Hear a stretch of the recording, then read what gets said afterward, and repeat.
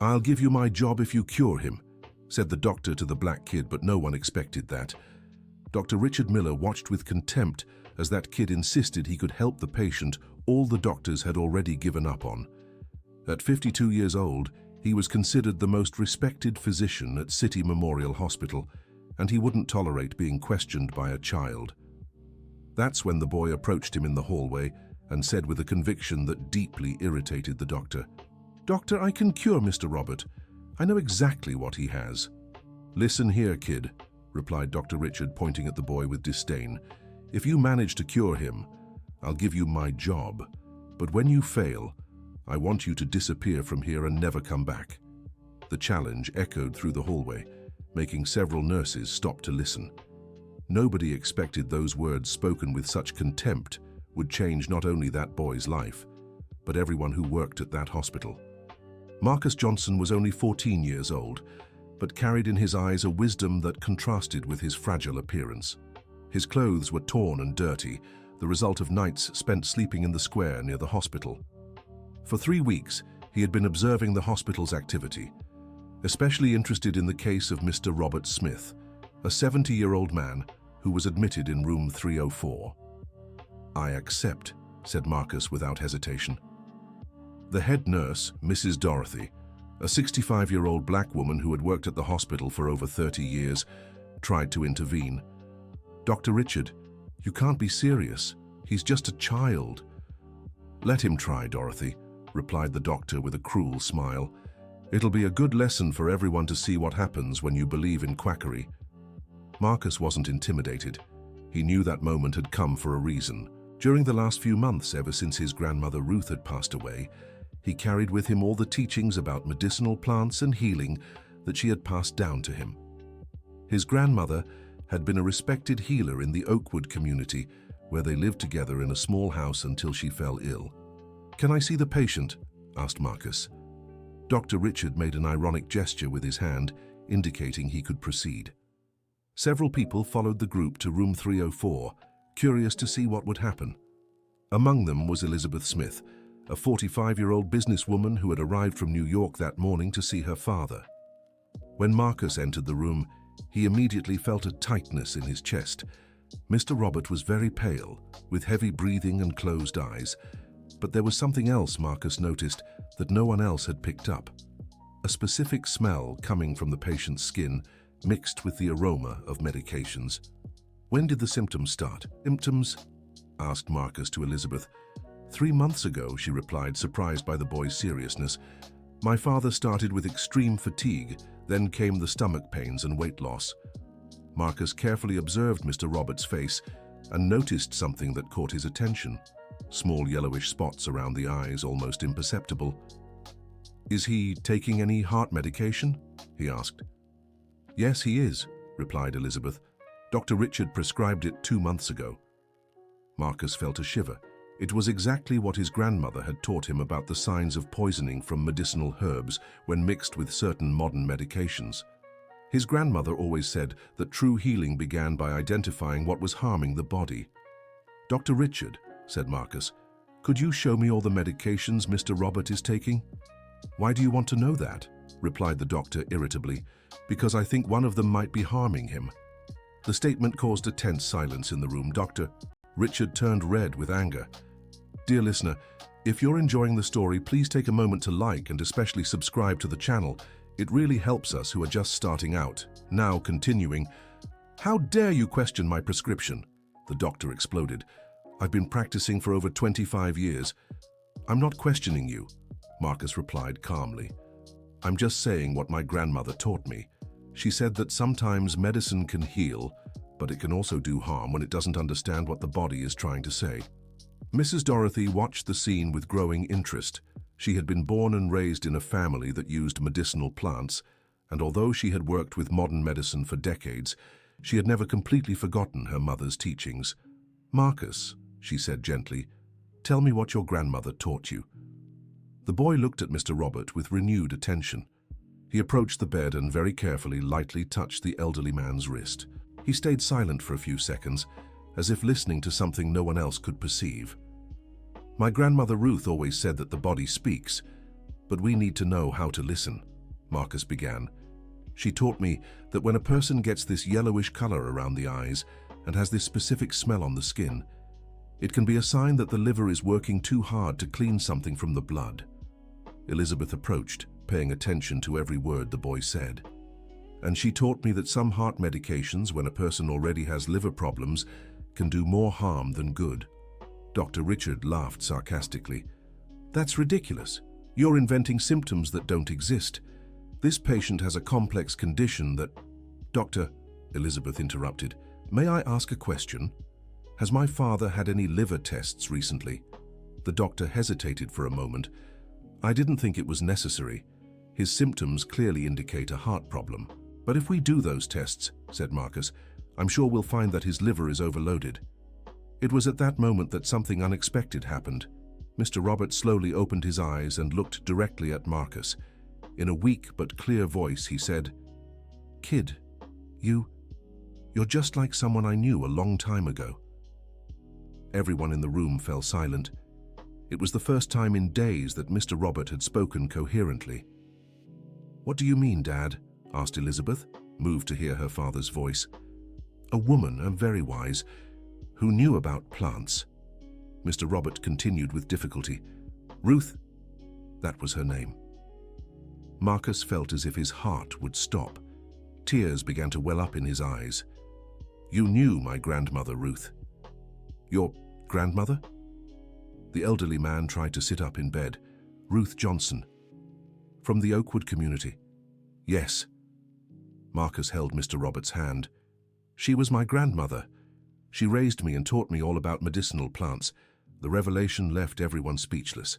Elizabeth looked from her father to Marcus, trying to understand the connection between them. Dad, how did you know Marcus's grandmother? Robert Smith took a deep breath, gathering strength to tell, 40 years ago. I was a botanist. I worked at the New York Botanical Garden.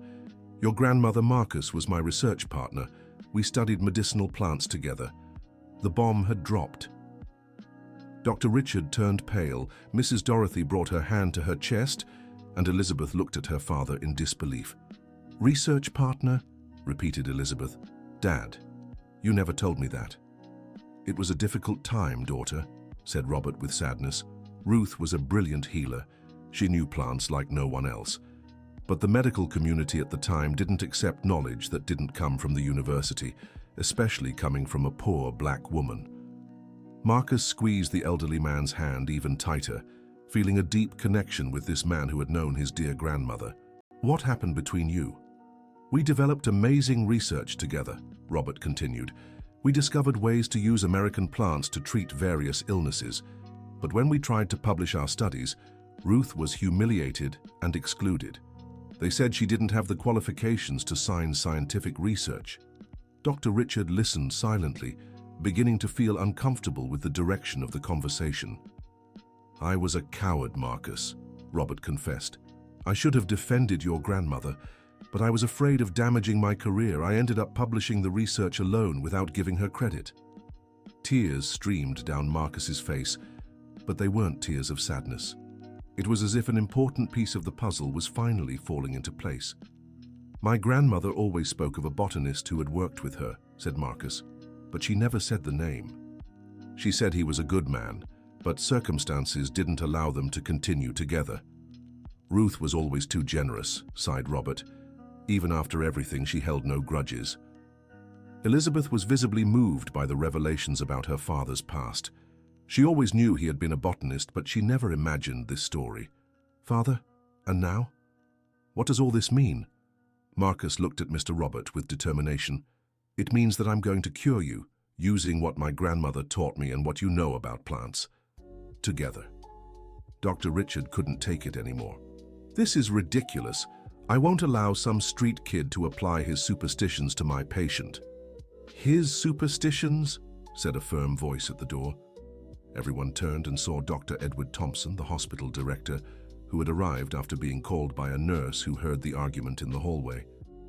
Dr. Edward? Began Doctor. Richard, this boy is interfering with my treatment with unscientific practices. And what exactly is your treatment, Dr. Richard? Asked the director, because according to the reports I've seen, Mr. Robert hasn't shown improvement in 2 months." Dr. Richard's embarrassment was visible. Dr. Edward continued, "I heard the whole story in the hallway. If Mr. Robert and this boy's grandmother really did research together, perhaps we should give alternative methods a chance." "But, Director, Dr. Richard, how many patients have we lost this year because we couldn't treat them with conventional methods?" Silence was the answer. Marcus took a deep breath and said, "Dr. Edward, I need 3 things. First, to run liver tests on Mr. Robert. Second, a list of all the medications he's taking. And third, I need access to the abandoned garden behind the hospital." "Abandoned garden?" asked Elizabeth. "My grandmother always said that nature grows where it's most needed," explained Marcus. "I'm sure that in the lot behind the hospital there are plants that can help Mr. Robert." Dr. Edward looked at Dr. Richard. "Run the liver tests. I want the results today." "But Director..." "That's an order, Dr. Richard." A few hours later, the test results arrived. Dr. Richard was pale when he entered the room with the papers in his hand. "Well?" asked Elizabeth. In a hesitant voice, Dr. Richard said, "The tests show that Mr. Robert's liver is indeed overloaded. The enzyme levels are very high." Marcus showed no surprise. He just nodded and said, "Now I need to see the list of medications." When Dr. Richard showed the list, Marcus immediately pointed to one of the medicines. "This one. My grandmother taught me that this medication, when used in people who already have liver problems, can make the condition much worse." Dr. Edward took the list and read carefully. "Doctor, Richard, why did you prescribe this medication without doing liver tests first?" I didn't think it was necessary. The symptoms indicated a heart problem. But medical protocol requires complete tests before prescriptions of this type," replied the director. Dr. Richard was being confronted with his own medical mistakes, and this was something his pride couldn't easily accept. Dear listener, if you're enjoying the story, please take a moment to like and especially subscribe to the channel. This really helps us who are just starting out. Now, continuing. That afternoon, Marcus went to the abandoned lot behind the hospital, accompanied by Mrs. Dorothy and Elizabeth. Dr. Edward had formally authorized the boy to try his alternative method, which had left Dr. Richard even more irritated. "What exactly are you looking for?" asked Elizabeth. "My grandmother taught me about a specific plant," explained Marcus, examining the vegetation. "It grows in soil that has a lot of iron, like lots near old hospitals. It has a very specific leaf and helps the liver cleanse itself." Mrs. Dorothy watched Marcus with growing admiration. The way the boy moved among the plants, the way he touched leaves and smelled different species, reminded her of her own mother when she searched for natural remedies. "Here!" shouted Marcus, pointing to a plant with dark green leaves with serrated edges. "It's wild mint, but not the common kind. This is the wild mint. My grandmother said only grows near places where many people have been healed." "What do you mean?" asked Elizabeth. "She said plants absorb the energy of places. Near hospitals, plants grow that know how to heal." Marcus smiled. "It might sound strange, but it works." Mrs. Dorothy approached the plant. "My mother used to say the same thing. She said the earth has memory." They carefully collected some leaves and returned to the hospital. Marcus needed to prepare a specific tea, but couldn't do it alone. "Mrs. Dorothy," said Marcus, "could you help me? My grandmother always said medicinal plants work better when prepared by experienced hands and a kind heart."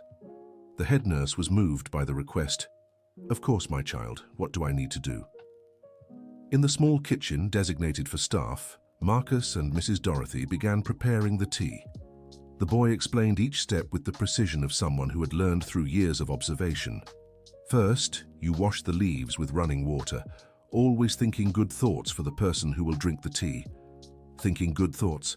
My grandmother said intention is part of the healing. When we prepare medicine with love and faith, it becomes stronger. Mrs. Dorothy followed the instructions, thinking of Mr. Robert and how she wanted to see him better. Meanwhile, Marcus continued. "Now put the leaves in water that's almost boiling, but it can't boil. My grandmother said boiling water kills the plant's healing properties." The aroma that began spreading through the kitchen was gentle and comforting. Several nurses stopped to smell it, and ask what was being prepared. "How long do you leave it like this?" asked Mrs. Dorothy. "Until the water turns a very light green color, almost golden. My grandmother said that's when the plant gives its secrets to the water." While they waited for the tea to be ready, Marcus told Mrs. Dorothy more about his grandmother. "She died 6 months ago. Before passing, she made me promise I would use what she taught me to help people. She said knowledge is useless if it stays locked inside us." "And since then you've been on the streets?" asked Mrs. Dorothy with maternal affection. "I have no more family. My mother left when I was little. I never knew my father. It was just me and my grandmother in our little house in Oakwood." "And how did you discover Mr. Roberts' case?" Marcus hesitated a bit before answering. "I've been observing the hospital for a few weeks. I sleep in the square nearby, and during the day I watch the activity. I noticed that Mr. Robert was very sick and that the doctors couldn't help him." "But why did you care so much about a stranger?" The boy looked at Mrs. Dorothy with his eyes full of premature wisdom. "My grandmother always said there are no strangers, only people we haven't met yet. And she taught me that when we have the power to help someone, not helping is like letting a person drown." When the tea was ready, they returned to Mr. Roberts' room. Dr. Richard was there, visibly upset with the whole situation. "Brought the magic potion?" he said sarcastically. Marcus didn't respond to the provocative tone. He approached Mr. Robert, who was awake and more lucid than he had been in recent days. "Mr. Robert," said Marcus gently, "I prepared a tea with plants my grandmother taught me about. Do you trust me?" The elderly man looked into the boy's eyes and saw there the same sparkle he had seen in Ruth's eyes decades ago. "I trust you, my boy. If you learned from Ruth, I know I'm in good hands." Marcus helped Mr. Robert drink the tea slowly, explaining, "This tea will help your liver cleanse itself from the medications that were harming you, but you'll need to take it 3 times a day for a week." "And the medications I was taking?"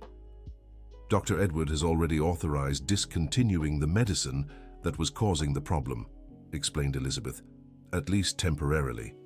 Dr. Richard huffed in irritation.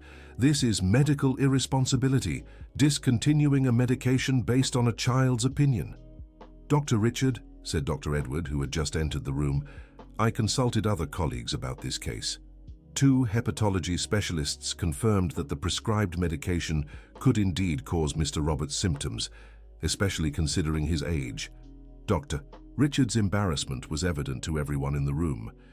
"Now we wait to see if Marcus's treatment works," continued the director. That night, Marcus had nowhere to go. Elizabeth, touched by the boy's story and concerned for his well-being, offered to let him stay in the hospital waiting room. "I can't let you sleep in the square knowing you're here helping my father," she said. Mrs. Dorothy, who was finishing her shift, overheard the conversation. "Marcus, if you want, you can stay at my house. I've lived alone since my children got married, and you'd be good company for me." The boy was moved by the offer. "Are you sure, ma'am? I don't want to be a bother." "No bother at all, my boy. It would be a pleasure." That night, for the first time in months, Marcus slept in a real bed. Mrs. Dorothy prepared a careful dinner, and the two talked late into the night about medicinal plants, about Marcus's grandmother, and about life. "You know, Marcus," said Mrs. Dorothy, "my mother was a healer too.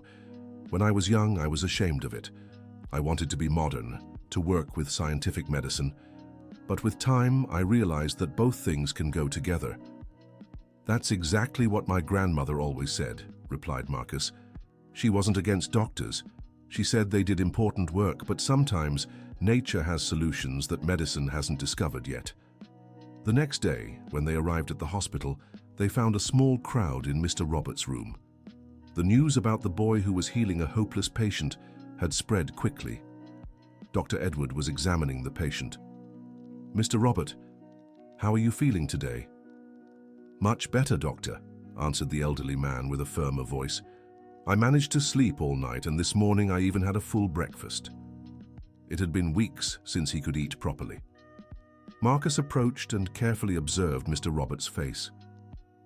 "The yellowish spots around your eyes are lighter," he announced. "It's a sign that your liver is starting to work better." Dr. Richard, who had arrived later, heard the comment, "Coincidence. One night doesn't prove anything." "Then let's run new tests," suggested Dr. Edward. "I want to compare them with yesterday's." The test results came a few hours later. Dr. Edward read the results aloud. Liver enzymes dropped 30% in just 24 hours. The other indicators have also improved significantly. A murmur of amazement spread through the room. Elizabeth hugged Marcus, moved. "How did you do it, Marcus?" "It wasn't me," the boy replied humbly. "It was my grandmother, through the knowledge she passed on to me. And it was Mr. Robert who had faith and trusted the treatment." Dr. Richard was visibly shaken. His concepts of medicine were being challenged in a way he had never experienced. Over the next few days, Mr. Robert's improvement continued steadily. On the third day, he was sitting in bed talking animatedly with visitors. On the fifth day, he was walking down the hallway with help. On the seventh day, tests showed that all liver functions had returned to normal. "It's unbelievable," admitted Dr. Edward. "In 30 years of medicine, I've never seen such a rapid and complete recovery." Marcus continued to visit Mr. Robert every day, and a very special relationship had developed between them. The elderly man told stories about the research he had done with Marcus's grandmother, while the boy absorbed every bit of information like a sponge. "You know, Marcus," Mr. Robert said one day, "your grandmother and I developed incredible formulas for various health problems. But all our work was stored away in old documents." "Where are those documents?" "Probably in the hospital's archive. When I stopped working, I donated my entire library on medicinal plants here, thinking someone might use it in the future." The information left Marcus very excited. "Can we look for those documents?" Dr. Edward, who had overheard the conversation, offered to help. "I can authorize a search in the archive. If there really are research papers on medicinal plants stored there, it would be interesting to recover them." The next day, Marcus, Mrs. Dorothy, Elizabeth, and Dr. Edward went down to the hospital basement where the archive was located. It was a dusty environment, full of old boxes and yellowed documents. "Where do we start?" asked Elizabeth. "Let's look for boxes from the 1980s, suggested Dr. Edward. "That's when Mr. Robert was active as a botanist." After 2 hours of searching, Mrs. Dorothy shouted, "I found it. Here's a box labeled R. Smith, Botanical Research, 1983-1985. When they opened the box, they found hundreds of documents, plant photographs, handwritten formulas, and detailed notes on the medicinal properties of American plants. "My goodness," sighed Elizabeth. "It's a scientific treasure." Marcus leafed through the documents with reverence, recognizing many plants his grandmother had taught him. But even more impressive was finding at the bottom of the box a notebook in his grandmother's handwriting. "This is Grandma Ruth's notebook," said Marcus with teary eyes. "I recognize her writing." When he opened the notebook, he found an inscription on the first page that made his heart race. "To my future grandson, who will one day continue this work of healing and love. With eternal affection, Grandma Ruth." Marcus broke down in tears. His grandmother knew that one day he would find that notebook and carry on her work. "How could she have known?" he asked between sobs. Mrs. Dorothy hugged him tenderly. "Grandmothers know things we can't even imagine, my son." Dear listener, if you're enjoying the story, please take a moment to like and especially subscribe to the channel. It really helps us who are just starting out now continuing. The discovery of the documents caused quite a stir at the hospital. Dr. Edward called a meeting with all the doctors to present the research that had been found. "Colleagues," said the director, "what we have here are decades of serious research on integrative medicine. Studies that show how medicinal plants can complement conventional treatments." Dr. Richard watched the presentation with growing discomfort. His entire career had been based on the idea that only traditional scientific medicine had value. "Does this change anything in the hospital's protocol?" asked one of the younger doctors. "I'm proposing the creation of a pilot program for integrative medicine," announced Dr. Edward, "under strict medical supervision, but incorporating proven traditional knowledge." The proposal sparked a heated debate among the doctors. Some supported the idea, others were skeptical. Dr. Richard remained silent throughout the discussion. After the meeting, Dr. Edward sought out Marcus. "I'd like you to be our consultant for medicinal plants, obviously always under medical supervision and following safety protocols." "Me? But I'm not a doctor." "No, but you have knowledge that we don't, and you've already proven that this knowledge works." The proposal left Marcus moved but also a little scared. "What if I make a mistake? What if I hurt someone?" "That's why we'll work together," assured the director. "You bring the knowledge of plants. We ensure medical safety." That night, Marcus talked at length with Mrs. Dorothy about the proposal. "What do you think? Am I ready for such a big responsibility?" "Marcus," she said affectionately, "you just saved the life of a man the doctors had given up on. If that isn't preparation, I don't know what is." "But what if next time it doesn't work? My son, medicine isn't a guarantee. Not the traditional kind, nor the natural kind. The important thing is to try to help with knowledge and love." The next day, Marcus accepted Dr. Edwards' proposal. His first task would be to study all the documents found in the archive and create a catalogue of American medicinal plants with their respective applications. Mr. Robert offered to help. "I can be your mentor on this journey, Marcus. After all, I owe it to your grandmother's memory." Elizabeth also decided to get involved in the project. "I can fund the creation of a medicinal garden here at the hospital. That way, you'll always have fresh plants available." The news of the integrative medicine program spread quickly through the town. Many people who had lost hope in conventional treatments came to the hospital. The program's first official case was that of Mrs. Rose, an 80-year-old lady with severe arthritis that no longer responded to traditional medications. "Dr. Edward," said Marcus after examining the lady, "my grandmother taught me about a plant called Devil's Claw that can help with joint pain, but it needs to be prepared in a specific way." "Let's do all the necessary tests first," replied the doctor, "and then, if there are no contraindications, we try your treatment." The process was rigorous. Blood tests, cardiological evaluation, consultation with a rheumatology specialist. Only after being sure there were no risks did Dr. Edward authorize the treatment with medicinal plants. The result was surprising. After 2 weeks of treatment, Mrs. Rose reported a significant decrease in pain and improved mobility. "It's the first time in years I've been able to climb stairs without help," she said, moved. The news attracted the attention of the local press. Journalists began seeking out the hospital to meet the healer kid, as Marcus was being called. "I don't like that name," Marcus told Dr. Edward. "I'm not a healer. I'm just someone who learned from my grandmother and is trying to help people." The boy's humility impressed everyone who met him.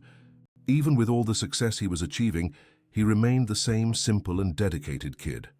Dr. Richard, however, wasn't handling the whole situation well. Seeing a 14-year-old boy receive recognition for methods he considered primitive was something that deeply wounded his professional pride. One day he sought out Marcus for a private conversation. "Listen here, kid," he said in a threatening tone. "You may have fooled everyone with this story about your grandmother, but I know you're just an opportunist." Marcus looked at him calmly. "Dr. Richard, I respect you and understand it must be hard to accept methods different from what you learned.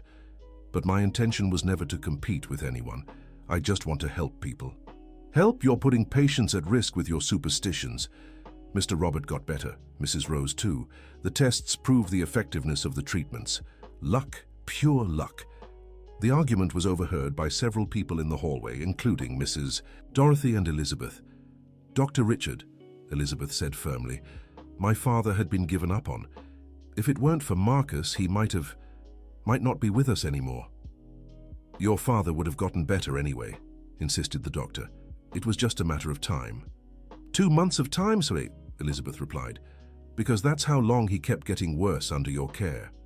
The argument was getting tense when Dr. Edward appeared. "What's going on here?" Dr. Richard took advantage of the director's presence. "Director, we need to talk about this alternative medicine program.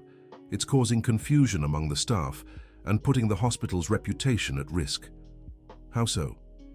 "Patients are coming here expecting miracle cures. We're creating unrealistic expectations." Dr. Edward looked at Marcus. "Is this true?" "No, Dr. Edward," Marcus replied. "I always make it clear to all patients that medicinal plants don't work miracles. They help the body heal, but they're not magic. And I always work together with the doctors. Mrs. Dorothy stepped forward. Director, may I give a testimony? In 30 years working here, I've never seen patients as satisfied and hopeful as now. Marcus doesn't promise impossible cures. He offers care and attention that is often missing in modern medicine. Care and attention? Said Dr. Richard sarcastically. That doesn't cure anyone. Yes, it does, doctor, said a weak voice at the door. Everyone turned and saw Mr. Robert, leaning on a cane but walking on his own. Mr. Robert, said Dr. Edward, how are you feeling? Better than I've felt in years, doctor, but it's not just because of the plants Marcus gave me. How so? It's because of his care. The time he spends talking with me, listening to my concerns, treating me like a person, not just a set of symptoms. Mr. Robert looked directly at Dr. Richard. Doctor, with all due respect, in the 2 months you treated me, you spent maybe 15 minutes talking with me. Marcus spent hours listening to my story, understanding my fears, explaining every step of the treatment. That has nothing to do with medicine, Dr. Richard countered. It has everything to do with it, doctor, the elderly man continued. When someone is sick, they need to feel cared for, not just treated. Marcus gave me back something I had lost, hope. Mr. Roberts' words echoed through the hallway. Several nurses and other patients who had stopped to listen nodded their heads. Dr. Edward realized this was an important lesson for the entire medical team. Mr. Robert is right. Modern medicine sometimes forgets that we're treating people, not just diseases. That afternoon, Dr. Edward called a general meeting with all hospital staff. I want to talk about something we sometimes lose sight of in our busy daily hospital routine: human care. He told the story of Marcus and Mr. Robert, emphasizing not just the success of the treatment with medicinal plants, but especially how Marcus had connected with the patient. I'm not saying we should abandon scientific medicine, he clarified, but we need to remember that caring for people involves more than prescribing medications. One of the younger nurses raised her hand.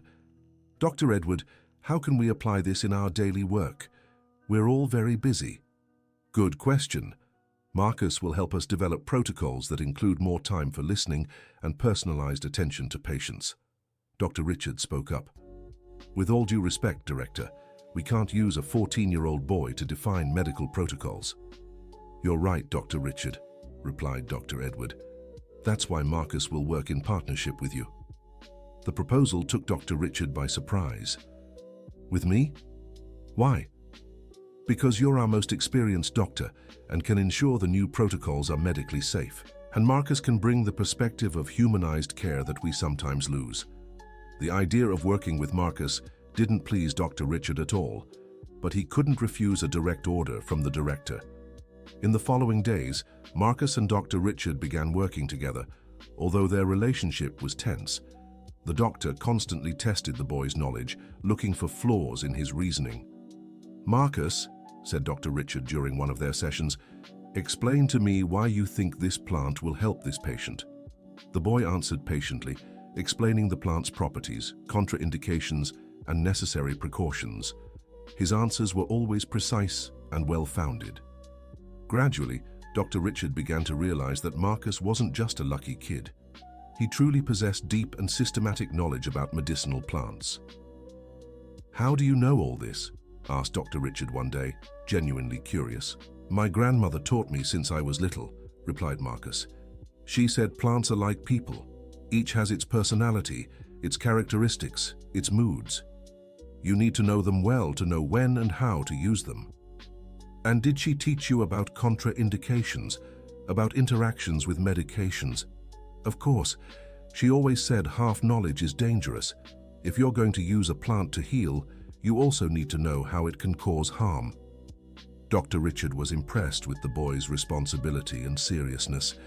He began to see Marcus not as a rival, but as someone who could teach him new things. The collaboration between them began to bear fruit. They developed protocols that combined rigorous medical exams with carefully selected natural treatments. The results were increasingly impressive.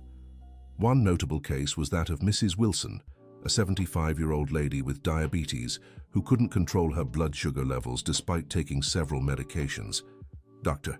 Richard," said Marcus after examining the patient's tests, "my grandmother taught me about a combination of plants that helps the pancreas function better: goat's rue, black elderberry, and elder bark." "And how would that work with the medications she's already taking?" Marcus showed his notes. "Goat's rue helps lower blood sugar, but gradually. Black elderberry strengthens the pancreas. Elder bark improves circulation. None of them interfere with the medications she's taking." "Are you sure?" "I am. My grandmother treated many diabetics that way, but always with medical supervision to adjust the medication doses as they improved." Dr. Richard Miller was intrigued by the proposal. He decided to research the plants mentioned by Marcus, and was surprised to discover there were scientific studies proving their anti-diabetic properties. "Marcus," he said the next day, "I found scientific research that confirms what you said about these plants." "How did your grandmother know this without access to these studies?" "She tested things, doctor. For decades she observed the results of treatments and learned what worked and what didn't. Science proves it, but experience teaches first." The answer made Dr. Richard reflect on his own medical practice. He'd always relied only on scientific studies, but began to see the value of practical experience accumulated over generations. Mrs. Wilson's treatment was a success. In 6 weeks, she managed to significantly reduce her diabetes medication doses, keeping her sugar levels controlled with the help of medicinal plants. "It's incredible," Dr. Richard told Marcus. "She's better than she's been in years." "It's not just because of the plants, doctor," Marcus replied. "It's because now she feels she has control over her own health. When I teach her how to prepare the teas, when I explain how each plant works, she becomes more confident and careful with her diet." "Are you saying knowledge empowers the patient?" "Exactly. My grandmother always said an informed patient is half cured." The observation made Dr. Richard rethink how he related to patients. He began spending more time explaining diagnoses and treatments, involving patients in decisions about their own health. The results were remarkable. Patients who previously abandoned treatments began following prescriptions rigorously. Medication adherence improved drastically throughout the hospital. Dr. Edward Thompson noticed the changes. "Dr. Richard, your patients seem more satisfied lately. What changed?" "I learned that medicine isn't just about prescribing medication," the doctor replied. "It's about caring for people. And to care, you first need to know and listen." Dr. Richard's transformation was gradual but profound. Marcus realized that behind the doctor's arrogance lay insecurity and fear of not being good enough. One day, Dr. Richard told Marcus his own story. "You know, when I was a kid, my mother also used medicinal plants. I had bronchitis, and she gave me boneset and pennyroyal teas. It worked better than any pharmacy syrup." "Why did you stop believing in it?" "In college, they taught me these things were superstitions of ignorant people. I became ashamed of my mother's knowledge. I thought to be a respected doctor, I needed to reject everything traditional." Marcus listened carefully, understanding better the doctor's initial resistance. "My grandmother always said there's no high or low knowledge, only useful or useless knowledge. What matters is helping people." "Your grandmother was very wise," admitted Dr. Richard. "I'm sorry for doubting you at first. Doctor, you were just protecting your patients. That's what good doctors do. My grandmother taught me to respect all kinds of medicine, as long as they're done with love and knowledge." From that day on, the partnership between Marcus and Dr. Richard became genuine and productive. Together, they developed innovative protocols, combining the best of modern medicine with traditional wisdom. The hospital's integrative medicine program began attracting attention from other hospitals and universities. Researchers came to study the methods developed by the unlikely duo. "It's fascinating," said a professor from Columbia University who visited the hospital. "How did you achieve such a harmonious integration between traditional and modern medicine?" "It was Marcus who taught us," replied Dr. Edward. "He showed us that we don't have to choose between one or the other. We can use both together." Marcus, ever humble, corrected. "Actually, it was the patients who taught us. They showed us they want to be cared for as whole people, not just as diseases. The impact of this work reached the ears of the city's Department of Health, which proposed implementing the program in other public hospitals.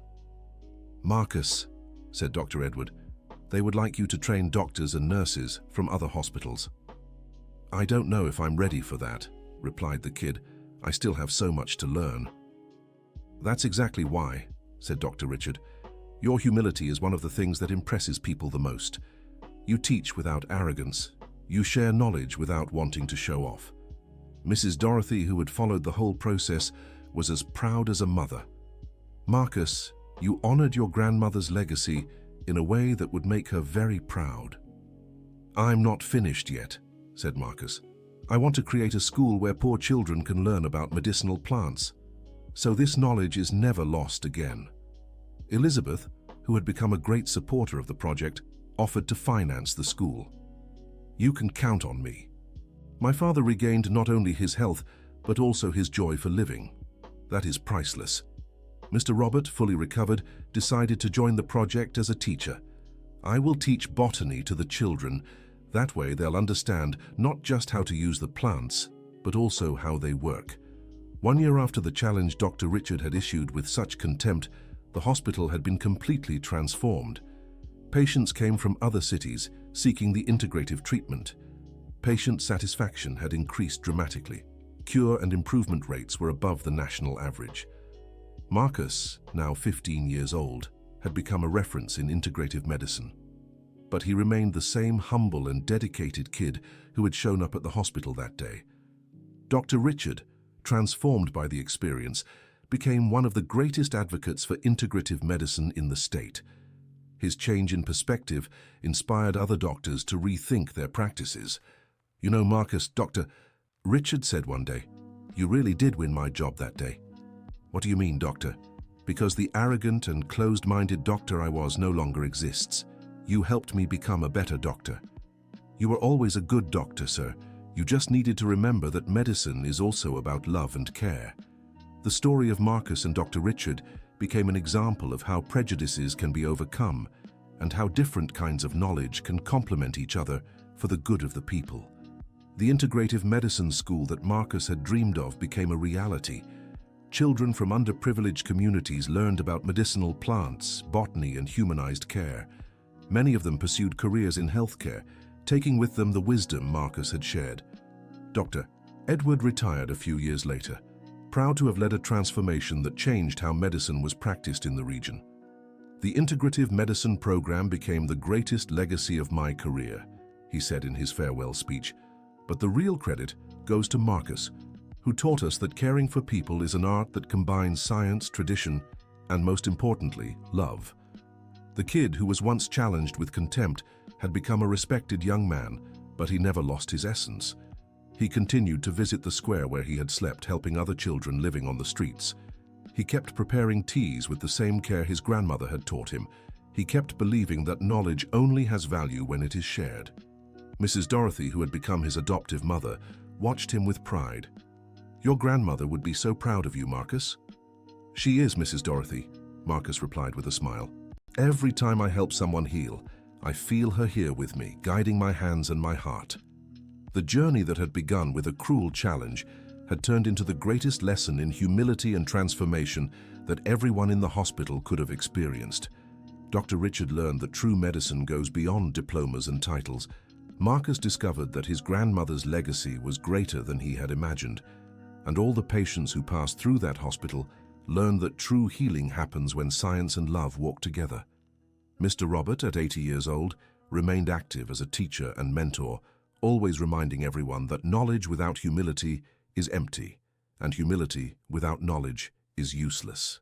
True wisdom, he told his students, lies in recognizing that we always have something to learn, regardless of our age, background, or experience. And so, what had begun as a confrontation between modern and traditional medicine turned into a beautiful story of integration, mutual respect, and above all, how love can overcome any prejudice. End of story. Now tell me what you thought of this story and where you're watching from. Do you believe traditional knowledge and modern medicine can work together? Leave your honest opinion in the comments. Thank you so much for your company. Don't forget to like and subscribe to the channel so you don't miss other moving stories like this one.